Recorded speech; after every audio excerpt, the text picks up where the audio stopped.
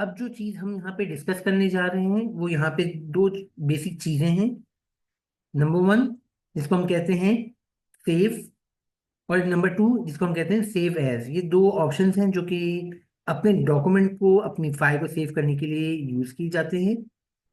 सबसे पहले समझना जरूरी है कि इन ये दो चीजें हैं क्या, इनमें क्या डिफरेंस है। नंबर वन, जिसको हम कहते हैं सेव एज। सेव एज क्या होता है कि अगर अपने डॉक्यूमेंट को, अपनी फाइल को हम फर्स्ट टाइम सेव करना चाहते हैं कंप्यूटर में, अपनी डिवाइस में, तो हम यूज करते हैं सेव एज। ये ऑप्शन आपको कहाँ से मिलता है, इसके लिए चलते हैं स्प्रेडशीट पे। टॉप लेफ्ट कॉर्नर पे ये ग्रीन कलर का टैब, आपको फाइल टैब नजर आता है। इस फाइल टैब पे जब आते हैं हम, तो यहाँ पे आप देखेंगे आपको सेव का ऑप्शन भी मिलता है, सेव एज का भी ऑप्शन मिलता है। फिलहाल हम बात कर रहे हैं सेव एज की। तो हमें पता है कि अगर फर्स्ट टाइम सेव करना है तो हमें सेव एज पे जाना है। जैसे ही हमने सेव एज पे क्लिक किया, आप देखेंगे यहाँ पे एक हमारे पास बॉक्स ओपन हुआ है। इस बॉक्स में हमसे मेनली तीन चीजें पूछी जाएंगी। Number one, location of the file, हमें कहाँ पे सेव करना है। फॉर एग्जाम्पल मैं कह देता हूँ मुझे डेस्कटॉप पे सेव करना है। सेकेंडली, मुझे बताने की जरूरत है कि जो फाइल मैं सेव करना चाहता हूँ किस नाम से सेव करनी है मुझे। फॉर एग्जाम्पल मैं यहाँ पे कह देता हूँ मुझे स्प्रेडशीट के नाम से सेव करनी है। ठीक है, लोकेशन बता दी, नाम बता दिया। नेक्स्ट जो मुझे बताने की जरूरत है, टाइप ऑफ फाइल।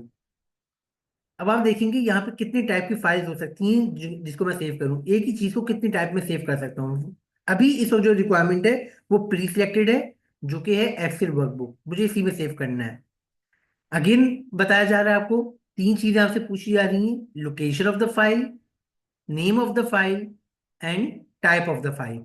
जिसके बाद हम यहाँ से देखें, सेव का बटन प्रेस करते हैं जैसे ही, आप देखेंगे ये टॉप पे जहां पे पहले बुक वन लिखा हुआ आ रहा था, वहां पे अब वो नाम लिखा हुआ आएगा जिस नाम से हमने फाइल को सेव किया होगा। नंबर टू, ये तो हो गया कि सेव एज कैसे करना था। बात कर लेते हैं सेव। सेव क्यों करते हैं और कैसे करते हैं।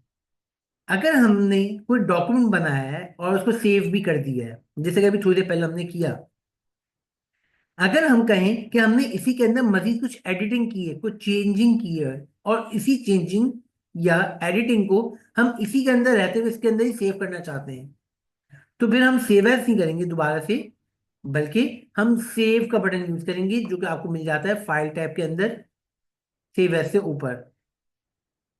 लेकिन जब आप सेव का ऑप्शन यूज करते हैं तो आप देखेंगे यहां पे कोई बॉक्स ओपन नहीं हुआ। सेव एज का बॉक्स होता है, सेव का बॉक्स नहीं होता है। क्यों नहीं होता है, उसका रीजन, सेव एज में जब हम फर्स्ट टाइम सेव कर रहे होते हैं हमें बताने की जरूरत पड़ती है कहाँ सेव करना है, किस नाम से सेव करना है, किस टाइप की फाइल बना के सेव करना है। लेकिन जब हम सेव करने जा रहे हैं तो हमने कहा था उसी के अंदर सेव हो जाए। इसका मतलब है लोकेशन पहले से बता दी गई थी, नाम पहले से बता दिया गया था, टाइप पहले से बता दी गई। जब ये तीनों बातें पहले से बता दी गई हैं तो हम जब हमें दोबारा बताने की जरूरत ही नहीं है, तो इसलिए इसका कोई बॉक्स नहीं होगा। तीसरी चीज, अगर हम कहें कि हमें किसी फाइल की डुप्लीकेट बनानी है, कॉपी बनानी है, तो उसके लिए सेव एज का ऑप्शन यूज हो सकता है।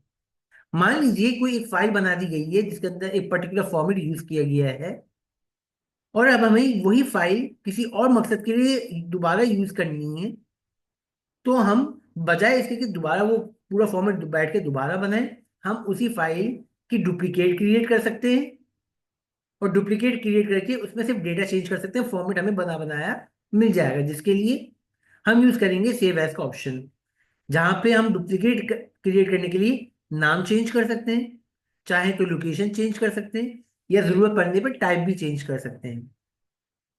सो ये आपके पास दो ऑप्शन यूज हुए, सेव और सेव एज, और इनके हमने डिफरेंसेस भी देख लिए। ये आपने अगर देखा हो तो इसकी अब शॉर्टकट कीज भी नोट कर लीजिएगा। सेव की शॉर्टकट की कंट्रोल एस, और सेव एज की शॉर्टकट की होगी F12।